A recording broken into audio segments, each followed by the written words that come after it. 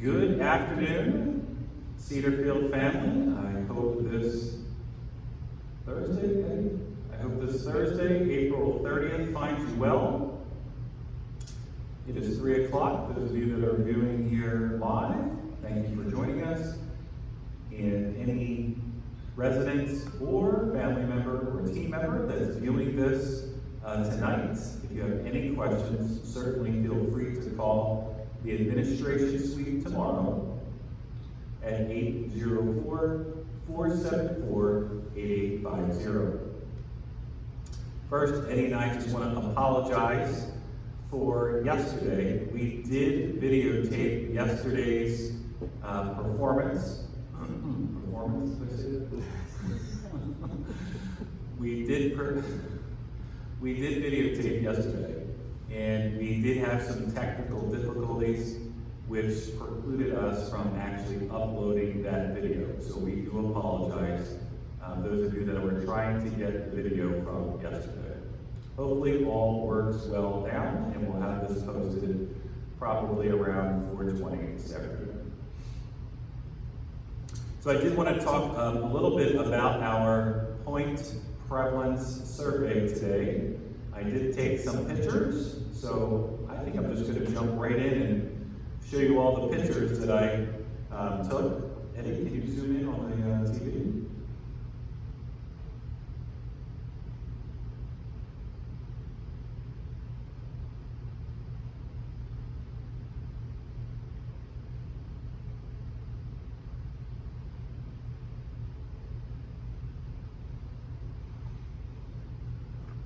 So this is a shot from our front entrance with our American flag flying very high on a very rainy day.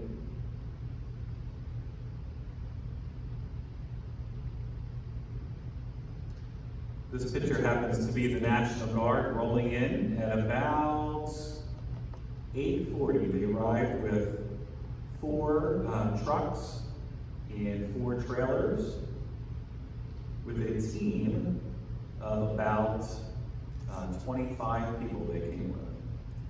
This picture is the tent that they set up back by the assisted living entrance. This was their clean rehab tent, as they called it. This is one of the National Guard members one of 8 different people who actually served as their testers, as they call them. So this is the type of gear that they had on. This particular person was in the neighborhood south and central area, along with 3 of her members, testing the residents and the staff that were on shift this morning. This is the team actually going into the entrance. This is an alternative entrance because we're cohorting the floors into neighborhoods. So this is, once upon a time, this was an emergency entrance, but this is now our central south main entrance for people that work in there. So you can see the team, the National Guard, and a couple of our team members getting ready to enter into this space to test 28 residents. And they also test 15 team members while they were on shift. This is Lieutenant Colonel Sam that was with us throughout the morning. They've been here for the last 5 days just doing recon work, and he was instrumental, very instrumental in helping us have really a flawless Cedarfield quote-unquote mission, as they said. We had a registration table. Our goal was to test 137 people, and so we have been working over the last 5 days to make sure that this registration desk had all the details that they needed in order for a 4-hour point prevalence survey to go smoothly. So these are a couple of folks from the Department of Health who assist in the mission today. One of the trailers this is one inside one of the trailers that was out front here by the main door. This was their central command. They had 5 different people in this central command helping monitor particularly those that were inside of these suits. They had wireless earpieces, and so folks that were in this central command center were communicating with those folks to make sure that they were comfortable, that they weren't experiencing any symptoms themselves. It was a well-orchestrated event to make sure that these folks that were actually doing the testing were comfortable, they weren't anxious, etc. So, and here are those that we decided to change the plans here because we were going to experience some thunder and lightning. So originally this was to be an outdoor event, but here at 8:30 they asked if we could move it inside. So this particular picture is the folks who did the testing actually inside the chapel. Here's another picture of the main tent out back by the assisted living bridge. This was their clean rehab tent where they suited up and when they doffed their PPE and disposed of it accordingly in and around this area. Here's the team that was inside the chapel just leaving about an hour ago.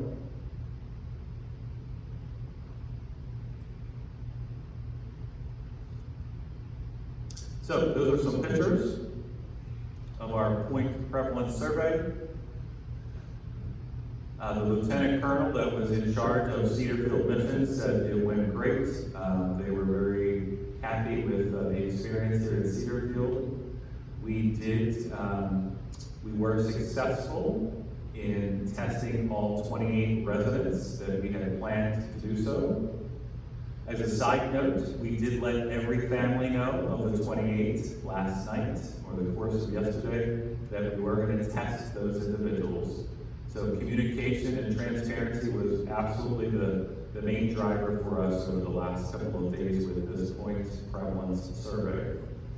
We were also very successful in testing the number of staff and or folks from different hospice groups and or agency folks that come in to help supplement our staffing ratios. So we had a 85% participation rate, and we're pretty happy with that. I asked the team, the National Guard team along with Virginia Department of Health, and some to kind of get an average of what some of these participation rates are across the Commonwealth. Obviously, some of the smaller communities that have going through a point prevalence survey have 100%. There was one particular instance across the Commonwealth where they experienced 40%. On average, they said they probably experienced about a 75% participation rate. So we consider Cedarfield Mission today a very successful event, our point prevalence survey. With the risk of sounding redundant, I'm going to go over 3 questions that we highlighted yesterday, simply due to the fact that last night and over the course of this morning, we received 34, Renee's not here. We received almost 34 different emails or voicemails about what is a point prevalence survey and why are we doing it and why did we call the National Guard to do it. So let me just start with the latter question. Virginia Governor Northam several weeks ago announced that the Virginia National Guard would be working with the Department of Health at the local level, even at the Henrico Health District level, to conduct 2 things, help with 2 things. One is a point prevalence survey. Some people in the media might call this mass testing, but they call it point prevalence survey. And then the second thing is to have a separate team that is in the National Guard helping look at our infection control standards. So we have been working very closely with the Henrico District of the Department of Health over the last 2 weeks, quite frankly, to partner with the National Guard to assist us with this effort, this testing in infection control, reviewing our infection control standards. So that's the why. Their intention was to help us with this point prevalence survey. What is a point prevalence survey? It's used to identify a number of people, potentially, that have a disease, and in this case, COVID-19, at a very specific point in time. So that specific point in time is obviously today from 10 to 2. It's a snapshot that identifies who might have been exposed to this specific COVID-19 disease, regardless of who is exhibiting symptoms at the time. So it's a tool that we use, a small tool, big effort. Don't get me wrong, a lot of planning went into today. Big effort in planning, small tool in the grand scheme of things. So why did we do it if it's such a small portion of the overall preparedness plan? So when we were talking with Dr. Danny Avula and his team of epidemiologists last Tuesday or Wednesday, they recommended that we think about it. They weren't even recommending it strongly. And we took their advice and decided together, both the Department of Health, the epidemiologists, our Pinnacle Living folks, senior management, and Matt Dameron and I decided, let's use it as a tool in our overall preparedness plan. And let's take a snapshot so we can see really what the magnitude might be, not only with residents, but more importantly with staff that are coming into work. And so that's the reason we decided to take this point prevalence survey and employ the benefits of it here at Cedarfield. So one of the other questions I have been receiving, many questions over the last 48 hours or so, is will we continue to do this type of testing every day, every week? Will we continue to test team members on every shift for COVID-19? And the answer is no, we won't be testing on a massive level as folks have suggested in some of the questions over the last 40 hours. We're only taking this approach and taking this snapshot in time. And so the follow-up question to that is, well, why not, Michael? Why aren't you testing everybody every day? And the reason for that is I have learned over the last 2 weeks working with the Department of Health and looking at CDC guidelines, is that there simply is not available the tools that we would need to monitor every person, every shift, in order to adequately utilize the data to determine who could come to work and who wouldn't. That tool is not available to me, it's not available to Cedarfield, it's not available to the Henrico County Department of Health, it's not even created. I bet that through this pandemic, we're going to find someone's going to invent a tool that hospitals, healthcare settings, nursing homes can use in the future to monitor people who have symptoms and or who have been tested. But to date, that tool is not created. Plus the fact we don't have the scale of testing material to be even able to employ such a program. So, but we're gonna use the benefits of this point prevalence survey. We're gonna look at the positives and the negatives. They should come back. The lab's pretty crowded right now, so they should come back within 3 days. And we'll use the positives, the negatives, and plus folks who have been calling out with symptoms. And we'll use that to staff Cedar Field's Healthcare, Assisted Living, and Sunshine Plaza over the next 14 days. That's our effort right now. Is to, like I said, use the data once it's available to us, plus the data we already have at our fingertips, and then utilize our staffing and or agency folks to care for the people in the licensed care side of our building. So that's a PPS. PPS meaning point prevalence survey. Those are some pictures that you had a chance to look at.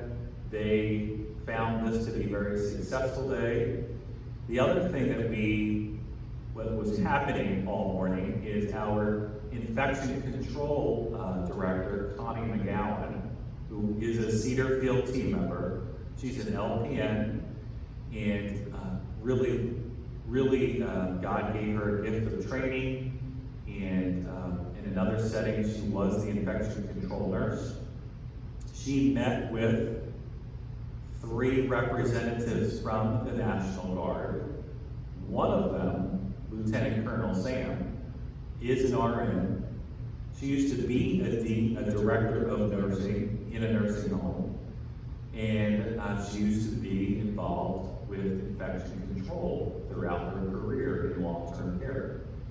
So Connie and Lieutenant Colonel Sam's team met for, I think, about 3 hours. They toured the community. They reviewed our preparedness plan.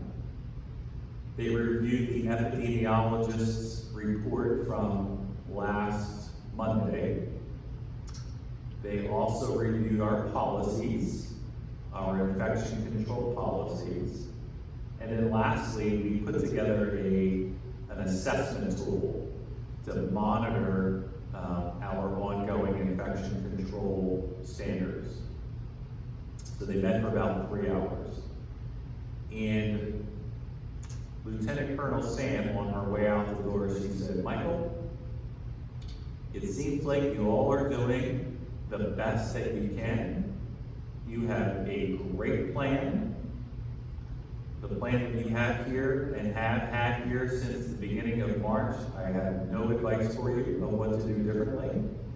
She applauded us for promoting one of our staff members to an infection control director, who, she's like, that's the key. The key to getting COVID-19 out of Cedar Field is to ramp up your infection control standards. And more importantly, the monitoring of it. Just watching people, watching their behavior when they leave a room, making sure they're doing everything that we have taught them to do. And so that's the role of our infection control director. And teaching all of us, myself, and Eddie, and Florence, and the whole team, specifically the nurses and the CNAs, about how to be an infection control agent and looking for everything that we possibly can to make sure that what we're doing is safe and sanitary. So that was the 2 purposes of Cedar Field mission. The Department of Health was here, the National Guard was here, and so we concluded Cedar Field mission at 2:15, and they have left the property on to another mission in Northern Virginia.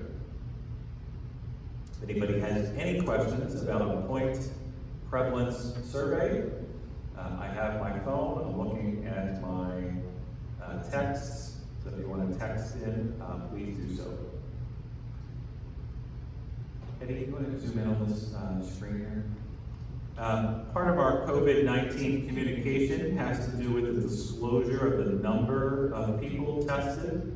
So here you can see to date, this is current information. This is information without the point prevalence survey results that we did this morning. We won't get those results back for another 3 days. But to date, we have tested 16 residents through the Department of Health, utilizing their laboratory downtown Richmond. 7 of those tests have come back positive. To date, we have 9 team members that have been tested, and 7 of them have come back as positive.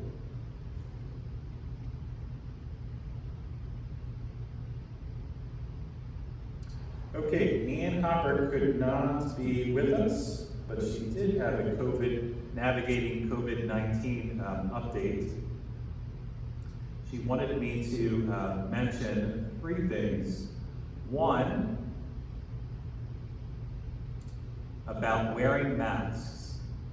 The residents, if you are, if you're walking in and around the hallways, and if you're wearing a mask, Anne wanted me to remind everybody that the purpose of the mask is to protect your nose and mouth from anybody that's in front of you. So if you're pulling down your mask below your nose, you are not effectively keeping people safe in front of you. That mask is meant to, by and large, is meant to protect the people in front of you from any germs that you might have. So if you sneeze, there's a great chance that those droplets not only coming out of your mouth, but also your nose, could potentially, provide droplets in the air. So Ann wanted me to remind everybody to please wear your mask. Please cover your nose and your mouth when you're wearing that mask. And be certain that the masks that are created like a little accordion, it's meant to stretch that mask over top of your nose and then tuck it in underneath your chin, so that you're, again, protecting the people that are around you. Tomorrow, I think this is the easiest way to do this. Tomorrow, we're going to deliver masks to the residents. So those of you that order your meal tomorrow, hopefully everyone, it seems like a large percentage of people are continuing to order their meal through our dining services department. We're going to put in your meal bag another little separate bag that has, it's a black, and get one of them. It's a black mask. We ordered these from Ucrops. It looks a little something like this, and you can put this around your ears. We're going to put a couple of these. They're very thin. We thought they were going to be a little bit more substantial. So we're going to put a couple of these in a bag. I would encourage the residents, if you're going to use this as a mask, that you wear probably 2 or 3 of these, and then cover your nose and mouth. Don't just wear one of these, that will not be sufficient. These are very thin. So we did procure these from Ucrops. Ann Hopper also wanted me to remind people that every night, especially those of you that are, well, it's regardless, never mind. Everyone should wash their masks. So before you go to sleep, the cloth masks that everyone has, or whether you have a bandana, make sure that you wash that cloth mask with warm water and a little bit of hand soap. Keep rinsing it, wring it out, and then hang it up somewhere so it can dry overnight. It's really important that you wash that mask. And then the last thing she wanted me to make reference to is that the governor announced that he is lifting some restrictions, routine doctor's appointment, dental appointments. I didn't know did he lift salons? I didn't hear him say about salons. And wanted me to make reference to the fact that because the governor is lifting these restrictions, that we at Cedarfield are going to be working together once these restrictions are lifted to determine how we fold back in some of these amenities at Cedarfield. So please wait for an announcement from us about how and when we intend to also lift up these restrictions. Just because the governor makes reference that these restrictions are lifted, he's talking about restrictions across the Commonwealth, and certain things have to be unfolded a specific way. So we just wanted to caution you as you're listening to the governor Monday, Wednesday, Friday, to please tune into these live streams or videos to get more information about how we intend to comport with the governor's orders in folding back in things. So I think that was all with COVID-19.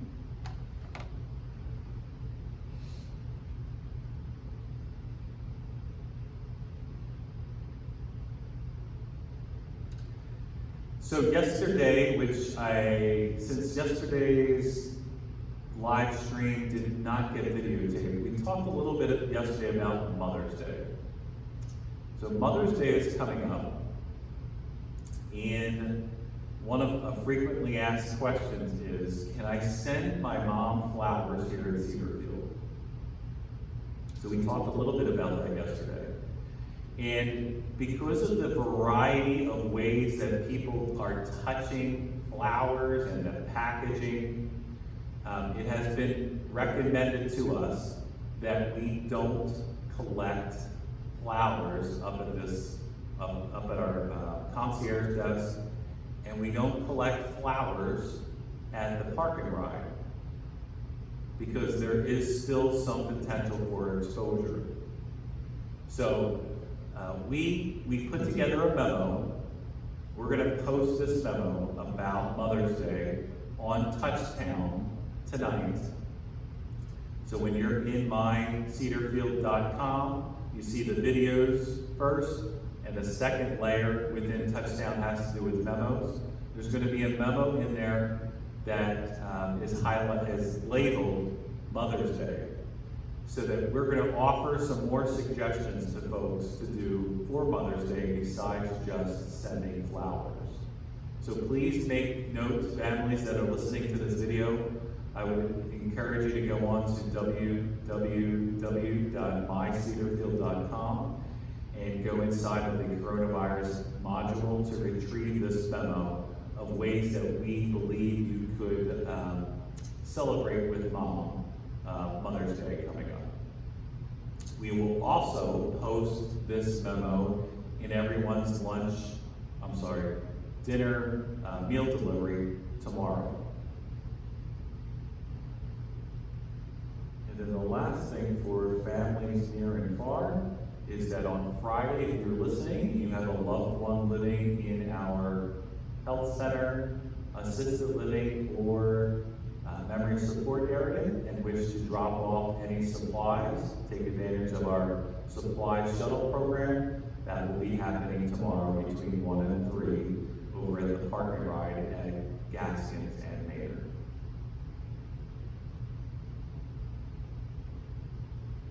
I just left this in here as a reminder. We will commence the repaving of the court on Monday.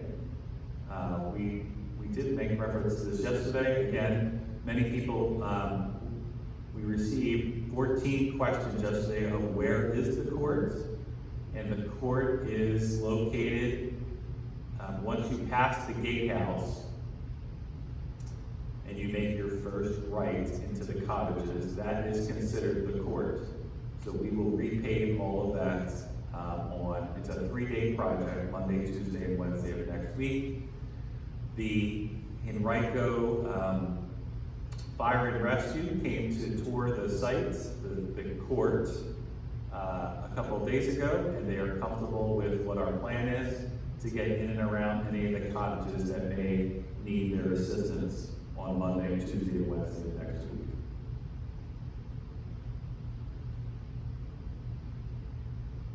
Anybody has any questions, feel free to text right now. I'll take a couple of minutes to take some questions.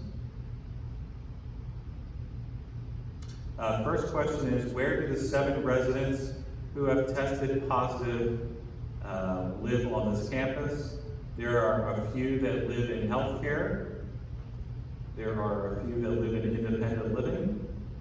Those are the 2 areas right now where folks are have tested positive.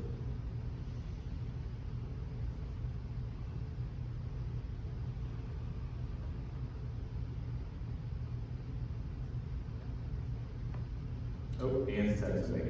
No, he did not lift salon yet. Okay, so we didn't hear from the governor about lifting hair salons.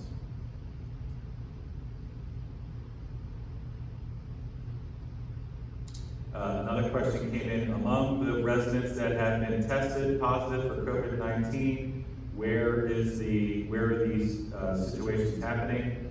And there are, as I said, there are a couple in independent living, and there are the remaining balance of those are in the healthcare setting.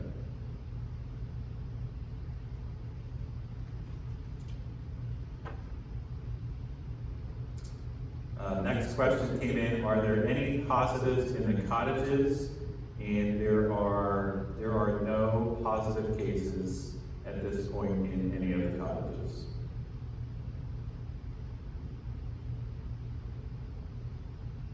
Take one more question or two. Anybody have any other questions out there?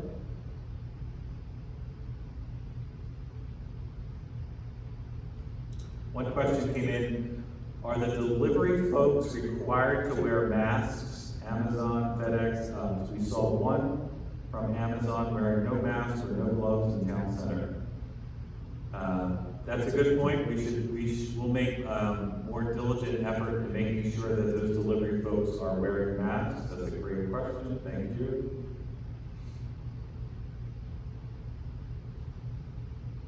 Okay, so those are some questions. If you have any other questions, feel free to call down to the administration suite and we will address them just as quickly as we can.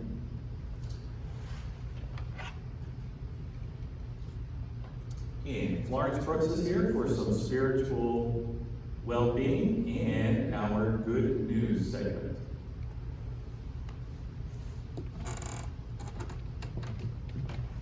Thank you, Michael.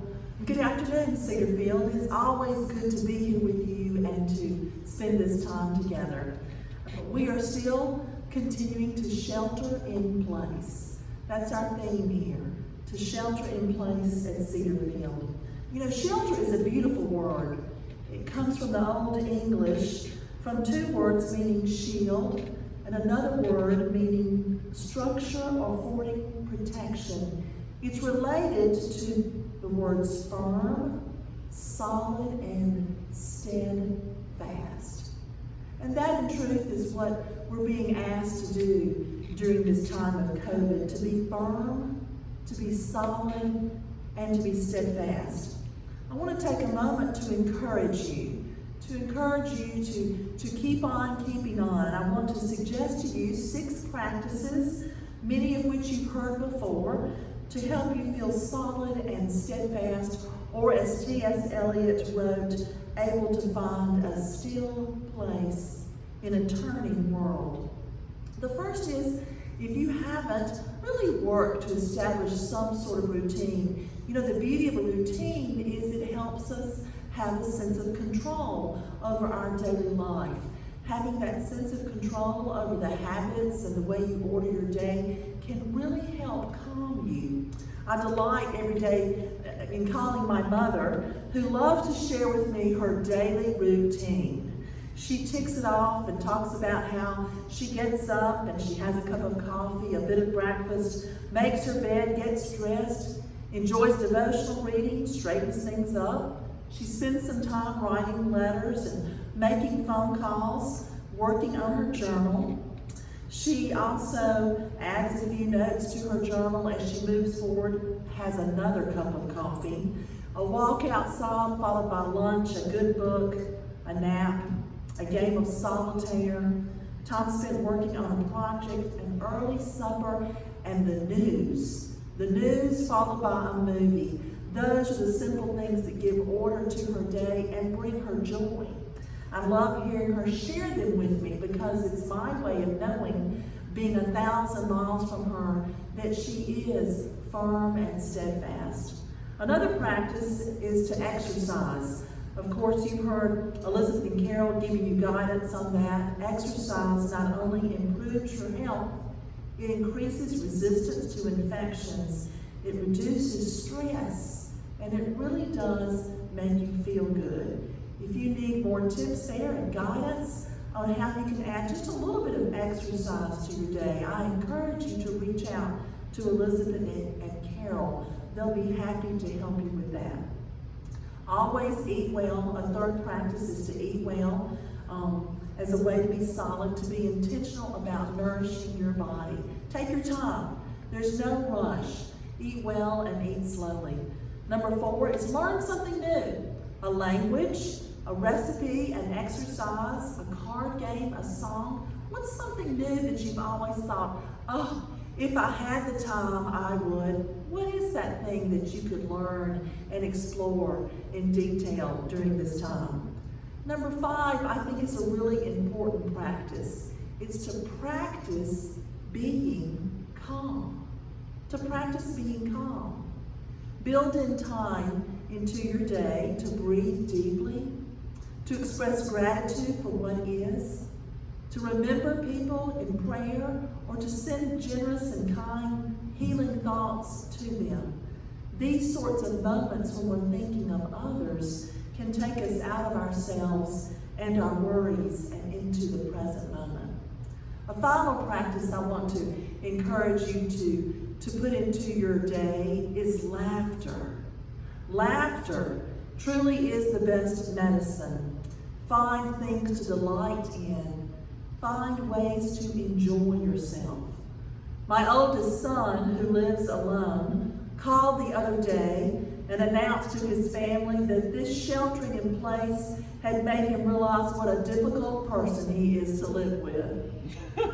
We all got quite a chuckle out of that. It was such a fun comment for us to hear, and we all agreed with him as quickly as we could.